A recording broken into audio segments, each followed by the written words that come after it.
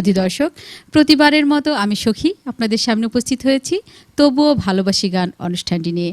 আমার সাথে আজকে আছে শিরিন সরকার। কথা বলবো অতিথি শিল্পী শিরিন সরকারের সাথে, শুনবো তার ভালো লাগার গান, ভালো লাগার কিছু মুহূর্ত। চলে যাচ্ছি শিল্পীর সাথে কথা বলছি। শিরিন আপু কেমন আছেন? জি আপু, ভালো আছি। ভালো আছেন? আমিও ভালো আছি। কোথা থেকে আসছেন আপু?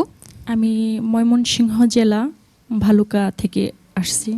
অনেক দূর। কত বছর গান শিখছেন? ছোটবেলা থেকে গান করি, এই 12 থেকে 13 বছর বা অথবা 15 বছরও হতে পারে। অনেক সময়, অনেক সময়।